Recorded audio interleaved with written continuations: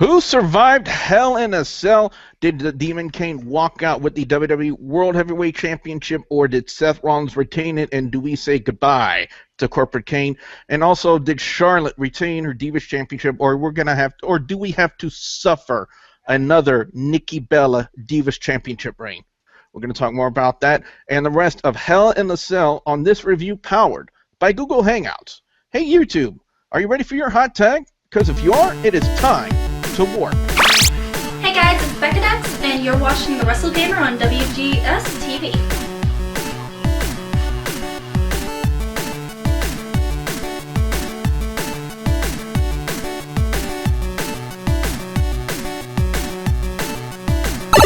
Greetings, YouTube. You have warped your way into another installment of WGS-TV right here on youtube.com/WrestleGamer. I am the Wrestle Gamer. WB Bowling Bujo. Today is October 26, 2015, and what we're going to be doing today, guys and gals, is talking about Hell in a Cell from last night. We're going to break down each match and give our thoughts on exactly what happened, and like 9 times out of 10, we can call these pay-per-views down in the middle. And one thing I've always said, guys and gals, is whenever wrestling becomes predictable, it becomes boring. However, there is a small exception to that rule, and that is if the execution was there. If the execution of a match was there and it was perfectly done, then it can be a little bit excusable if it was predictable. But if the execution is not there, then there's no excuse. But anyway, let me introduce the panel for this review. Ladies and gentlemen, first off, you know him as the hardcore host of Hardcore Wrestling Radio, the one, the only, Rick Head. Rick, how you doing? I'm doing all right. One quick note. Last night, for those of people who think that Vince is pissed off about the bleeding, guess what? Full of shit. We're going to discuss that definitely more when we get to the Undertaker-Brock Lesnar match, definitely. And ladies and gentlemen, making his return to WGS-TV today for the Hell in a Cell review, it is Lord Alfie. Alfie, how you doing? Oh, I've been promoted back to Lord, have I? Oh, yeah, I figured I'd be nice today since you decided to come back. I'm doing brilliant. Just a quick addition to what you said earlier. I just want to note really quickly that I agree that when it's predictable, it's boring. And last night, the matches were good. But I predicted every single match. And I was talking to my friend live on Skype, and I'm like, right, that's 1 down, that's 2 down, that's 3 down. And I got to 7, and I'm like, oh dear, oh dear. Yeah, I think you and a lot of fans, as of late, have been able to kind of accurately predict how these pay-per-views as of late have been going. Be sure you contact Dave Meltzer about that as well. But anyway, let's go ahead and get to the kickoff match, which was a last-minute substitution match. Again, if you guys remember, originally it was billed to be Randy Orton and Dean Ambrose taking on Braun Strowman and Luke Harper, but because of Randy Orton suffering a shoulder injury, the matchup actually had to be replaced with these very same six-man tag we've seen so far twice, or 3 times rather, over this past week, and that is the six-man tag of Neville, Cesaro, and Dolph Ziggler taking on Sheamus, Rusev, and King Barrett. Really nothing special to talk about in this match because, like I said, this was a matchup that was like a last-minute substitution because they substituted it last week on Monday Night Raw due to the kayfabe disappearance of Randy Orton. But again, Randy Orton's hurt, so he's not going to be able to go for the match.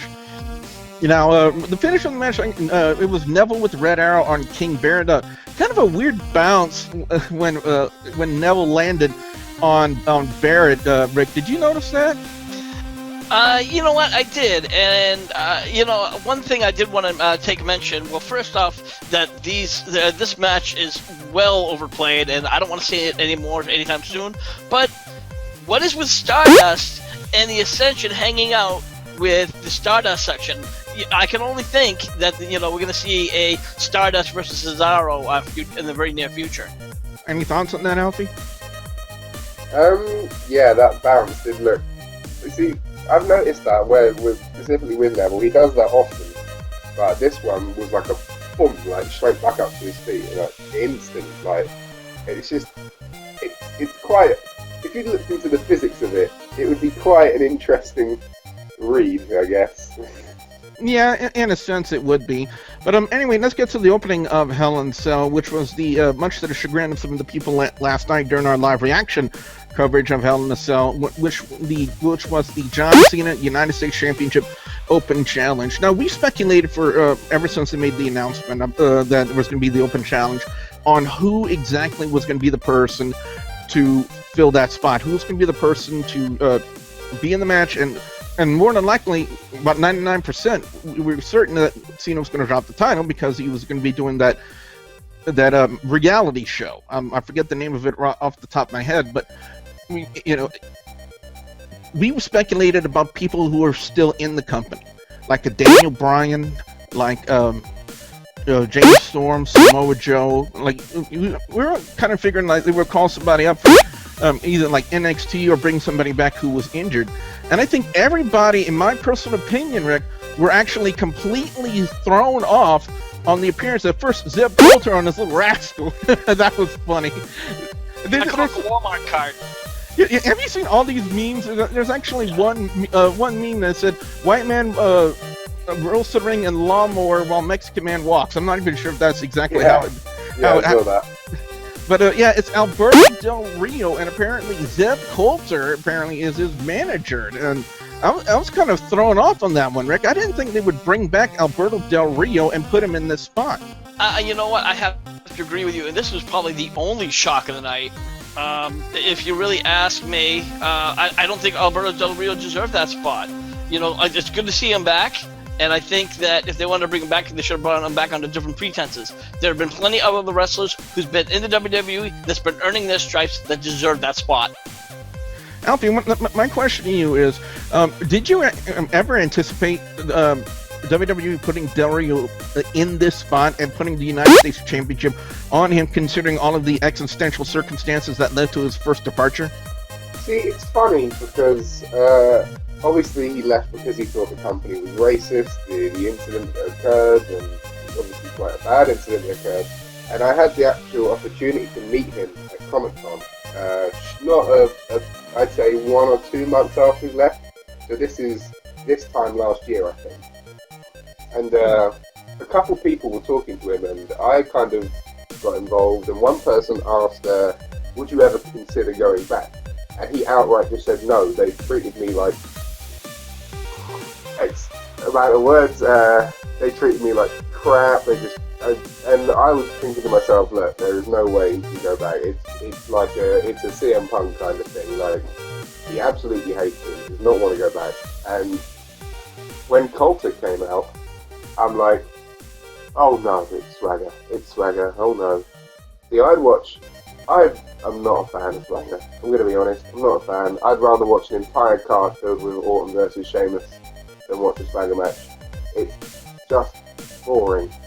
I really don't like it. And when Coulter came out, I was like, oh dear, they had so much, and then totally caught me off guard, Del Rio, and I'm like, ooh, fair enough. As long as he's on good terms and he's getting a fat paycheck. Exactly. Come back.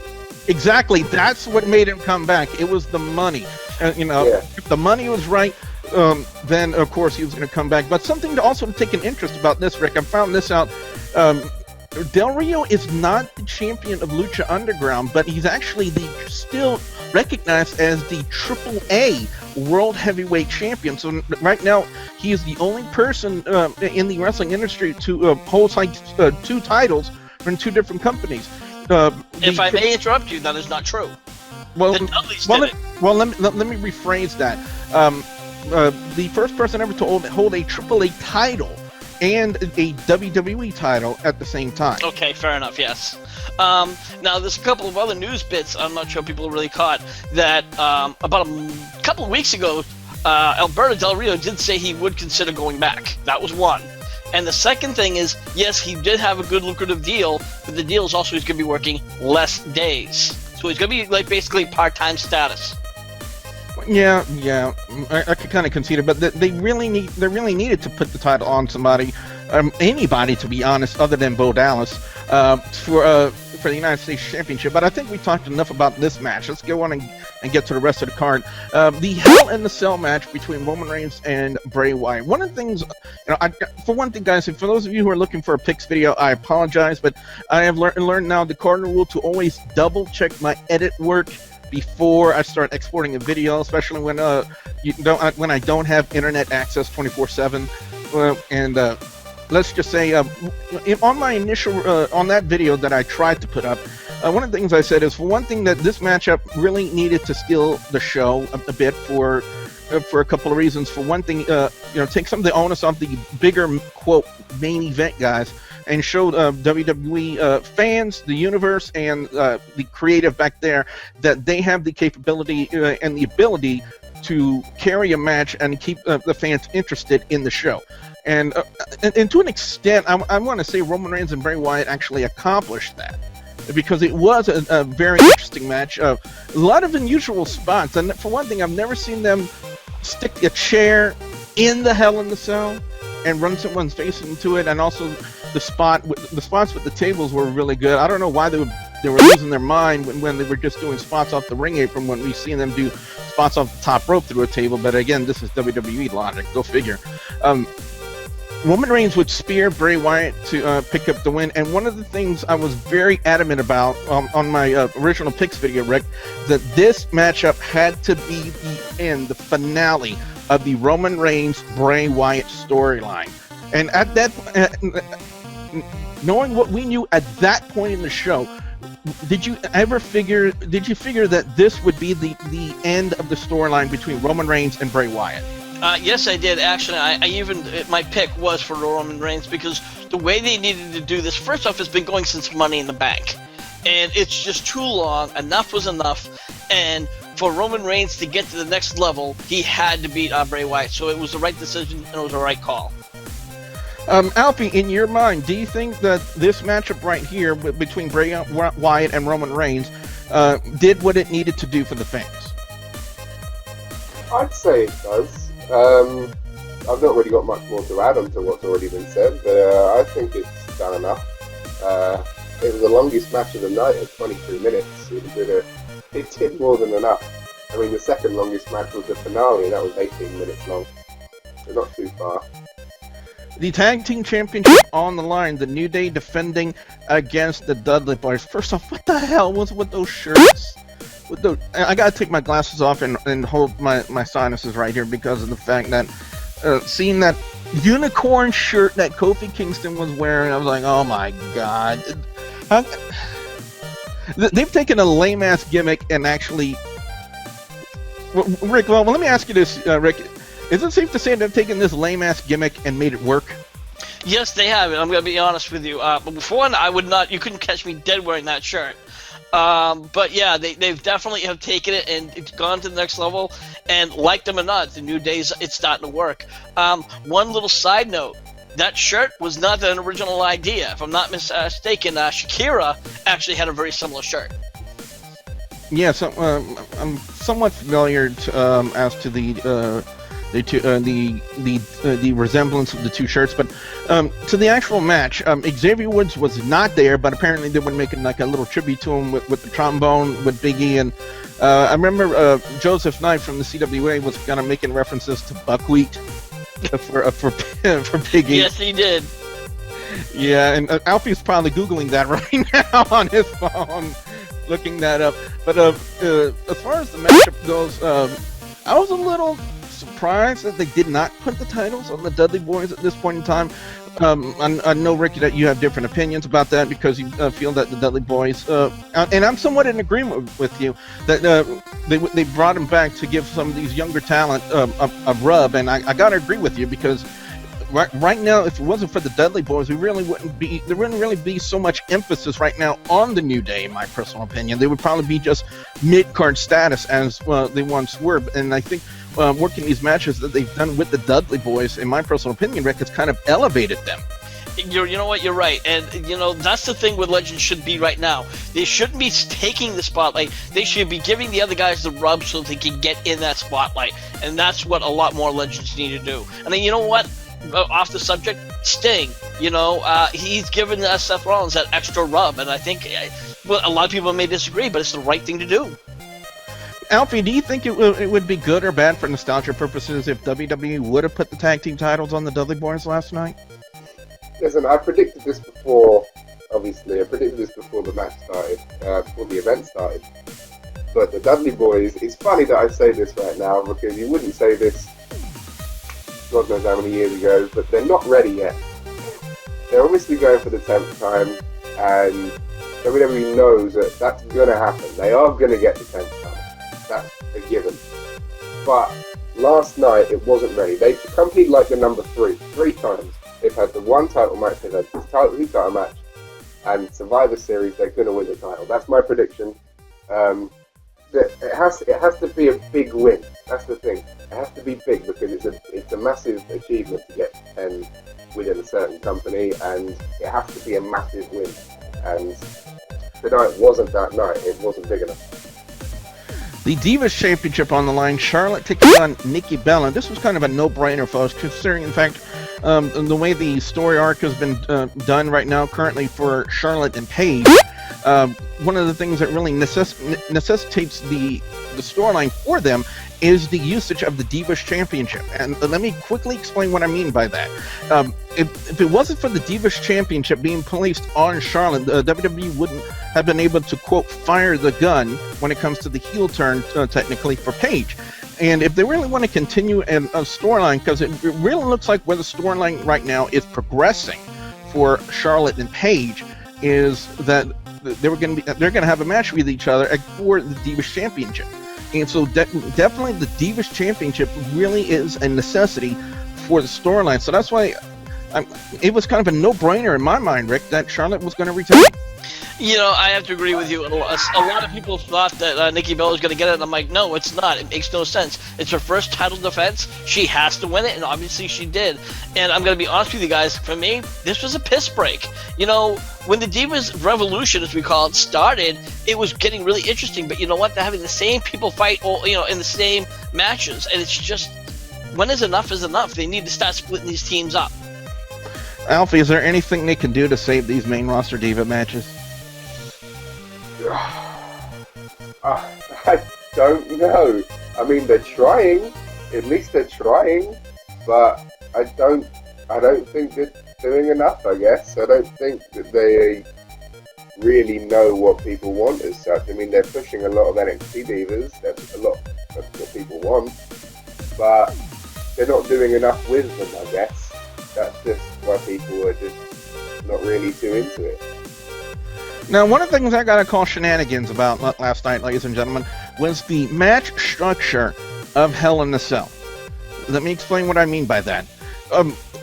Traditionally in wrestling shows, especially in the past and some of the promotions today, when it comes to your main event of your promotion, your main title of your promotion is always defended in the main event. It's your biggest championship. It's where all the spotlight should have been last night on the WWE World Heavyweight Championship match between Seth Rollins and the Demon Kane. That should have been main event. And for some reason, we could understand, when it comes to Brock Lesnar and The Undertaker and the significance of what their match was supposed to be.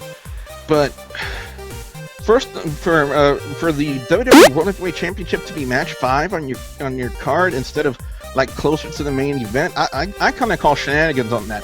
Also, considering the fact the Intercontinental Championship match between Ryback and Kevin Owens followed that match. To me, it should have been the other way around. It should have been the Intercontinental Championship match first, then the WWE World Heavyweight Championship match. Doing it in the way they did last night, to me, takes away relevancy and takes away significance from the WWE World Heavyweight Championship. And to me, it really pissed me off. That match structure was just so awful last night. It made me want to hurl Rick. Well, I'm going to be honest with you. When I first saw that, I was the same way. I'm like, why are they doing this? But then the classic wrestling manager, Joseph Knight, who's worked in the Indies, who's worked with TNA, worked with a lot of other promotions, made a very valid point. He goes, it's not Seth Rollins, it's Kane. You put Seth Rollins versus a mid-carder, it instantly becomes a mid-card status, and that's the problem. And as far as the Ryback Owens match, they had to have a lower match so that way people would be all psyched up for that, that big, huge Hell in a Cell match with Lesnar and Taker. The problem is if you have two high matches next to each other, it kind of steals the thunder for the following match. Well, let's get to the actual matchup in itself. The matchup in itself was okay for what it was supposed to be. However, that finish, that had to have been, Alfie, that had to have been the ugliest pedigree I have ever seen in my life. It was really poor, I'm not gonna lie. It was really poor. Yep, and now keep in mind, folks, that now Seth Rollins has retained the WWE World Heavyweight Championship. Corporate Kane is, quote, fired from being the director of operations within WWE. So what they're going to do with them next, I guess we can only wait until Monday Night Raw tonight to find out what they're going to be doing with it. Now, the Intercontinental Championship match between Kevin Owens and Ryback, again, this was kind of one of those no-brainer deals for me, guys and gals, considering the fact that I believe the Intercontinental Championship is in a much better spot with Kevin Owens than it would be with Ryback. For the sole reason that we've seen what Kevin Owens has done. You know, he was a real good, significant NXT champion. He's been champion all over. He was Ring of Honor champion for quite some time within that promotion. So I think that personally, in my mind, Rick, the Intercontinental Championship is really good where it's at right now. I couldn't agree with you more. I've always been a big fan of Kevin Owens. And Ryback, I'm sorry, he's boring.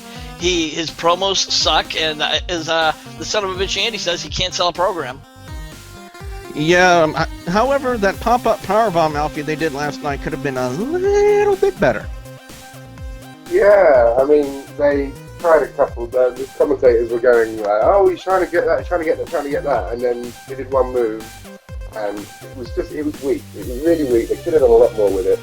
I mean, Ryback's a big guy, but if you can do that to Mark Henry and make him look good, like, you can probably do it to Ryback too. What, if I may interrupt, you have to wonder: was that more on Owens, or was that more on Ryback, who just didn't want to sell the move? Yeah, Ryback's been known to do that a lot, so it could probably go on him. I haven't watched the replays or anything, but you can probably break it down to whose fault that was. Lord Tensai could attest to that, but if you know your history, you know what I'm talking about, ladies and gentlemen.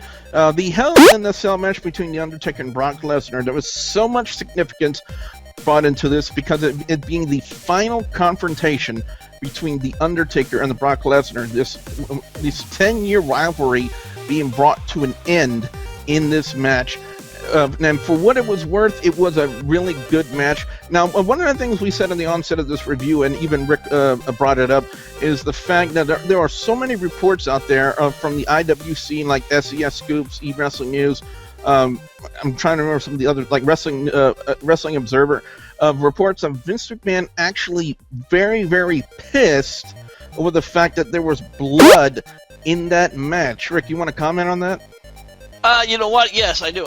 First off, I call 100% bullshit. Anybody who watched that match or watched the replay, which I did today, I replayed it. I even put it in slow-mo. I paused it. When Brock Lesnar was sent into the post, which supposedly busted him open, he didn't even hit the post.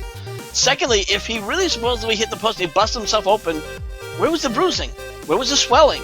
I didn't see any throughout the entire match. And if you want to look at The Undertaker, when The Undertaker hit the ground, you literally clearly saw him blading himself. He gets up and then he's bleeding. When he went down, he wasn't. Oh, Alfie, let me ask you this question. Do you think that blood was actually needed to sell this match more between Brock Lesnar and The Undertaker? I don't know. I should think so, I guess. It wasn't needed, but with a finale like this, whenever you see blood, you're like, okay, this is like, it's big.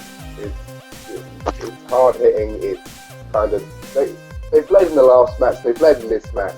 They're getting to the point where Ric Flair is just standing there applauding them, bleeding in every single match that they do.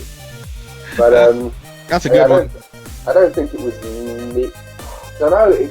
It's not needed, but it's good that they had it, I guess. Now, for those fans out there who always want to know what the rings are made of in WWE, you got a good glimpse of that last night during Hell in a Cell when Brock Lesnar actually tore away some of the padding and some of the stuff that they used to make the ring, and they exposed the 2x4s. Now, when Undertaker would go for the tombstone pile driver and looked like we're trying to make it sound like he was going to do it on the boards, don't zoom in on where the impact is, because when they did that, it was clear as crystal that the Undertaker missed that by a mile when it comes to that tombstone pile driver. But the finish was kind of outro for what happened at SummerSlam. If you guys remember Undertaker with the uppercut down below and the Hell's Gate, Lesnar would return the favor, and there are a lot of fans, butthurt marks on social media saying, "Oh, Brock Lesnar!" It's Hell in the Cell. It's a no DQ match. Get over it. Brock Lesnar would do the uppercut down below on the Undertaker, and then hit the F5 on the exposed boards to pick up the win. And the finish of the show was actually a big swerve, in my personal opinion, Rick, because I don't think you talk about one shocker of Del Rio. I don't think anybody expected the Wyatt family to come out and assault the Undertaker and carry him off. I will admit that was a bit of a shocking ending. However, once I saw it, it made a lot of sense, because for those of you who have not seen the video that was posted about a week, I'd say sometime last week, there was Undertaker and Kane going against the Wyatts, and that was down in Mexico. So when I saw that, I'm like, when is this coming? This has got to be coming, so I'm guessing at some point in time, we're going to see the Brothers of Destruction versus the Wyatts. That could be Undertaker's swan song.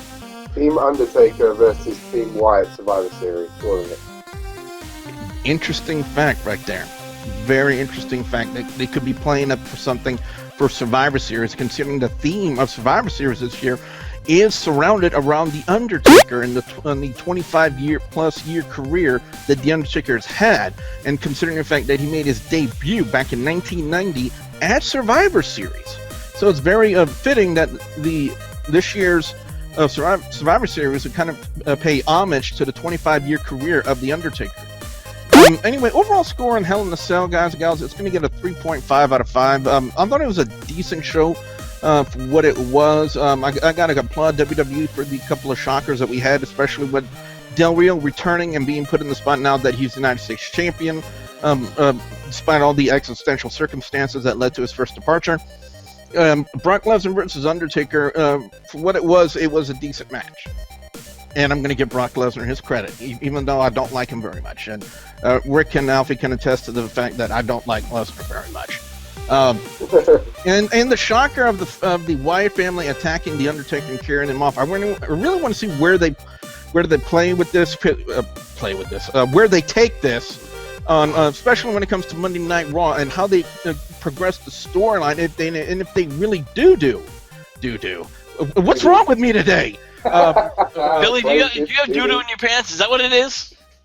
And if they really do go ahead with the Survivor Series match between the Undertaker, or Team Undertaker, and the Wyatt family, for one thing, who besides Kane, who else are they going to get into that match, and how is this storyline for Survivor Series going to play out? That's something I'm going to be looking for on Monday Night Raw, as to where they go from here, from what they did at Hell in the Cell. Best match of the night, I'm definitely going to give it to, and you know what, I'm going to give it my props. I'm going to give it to Brock Lesnar and The Undertaker for what it was, the hyped up match, the final confrontation between two legends, between The Undertaker and Brock Lesnar, and the feud coming to an end. And for what it was, I think the Hell in a Cell match served its purpose. And also the added the fact of the post-match activity concerning the Wyatt family attack on the Undertaker was also an added bonus, in my personal opinion. And that's really why I'm really looking forward to what they do on Monday Night Raw when it pertains to that storyline, if they go in the direction that we think they're going to go for Survivor Series. Worst match of the night, I really don't want to. I got to go to. I don't want to say Charlotte versus Nikki Bella, because I like Charlotte. I think she's a decent talent. But I got to go with that, because that was basically a piss break. And I don't think that's Charlotte's fault. And I don't necessarily believe it's Nikki Bella's fault. It's Vince McMahon's fault. Because, again, when Vince McMahon looks at divas, he sees nothing but eye candy. He doesn't believe that female talent can actually go. And sadly, he's been proven wrong, but apparently when he has his thumb on the button, he has control of it. I think they could have done much better than what they did, but I blame Vince McMahon for that. Anyway, Rick, over to you. Your overall score and your picks for best and worst match or segment of Hell in a Cell. Well, considering I picked every single match and I called, I'll give it a 3. There were some good matches and there were some really kind of like dry matches. The 2 dry matches was the Kickoff match and the Divas match, and some of the better matches obviously was the 2 Hell in a Cell matches. One thing I do want to note, we already said how I think that the Brothers of Destruction could go against the Wyatts, but considering next one is Survivor Series, and it's usually a 5-on-5, Undertaker could be the 5th guy in the Wyatt family. They could twist him. Just something to think about. It's a possibility. Do I think it's gonna happen? No, but I wouldn't be surprised. Yeah, well, we could expand on that on a further video. We could possibly talk about it on tomorrow on the Monday Night Raw review, depended on what they do tonight on Monday Night Raw. Alfie, over to you. Your overall score and your picks for best and worst match or segment of Hell in a Cell. I'd agree on a 3.5. I thought it was decent. I thought it was okay. It was very, very, very predictable, but from what I saw, I was very entertained. Worst match? I'd probably say the 6-man tag. Not because it was, I guess, bad, because it didn't live up to the other matches, I guess. I did enjoy the Divas match. I don't normally, and I was quite entertained by that. Best match, obviously, the main event. I was Brock Lesnar Undertaker. Really, I was totally caught off guard with the whole Bray Wyatt family thing. I really enjoyed their WrestleMania 31 encounter. But I am looking forward to Survivor Series now and what they're going to do. I'm predicting a Survivor Series match with Team Taker, Team Bray, or Team Wyatt.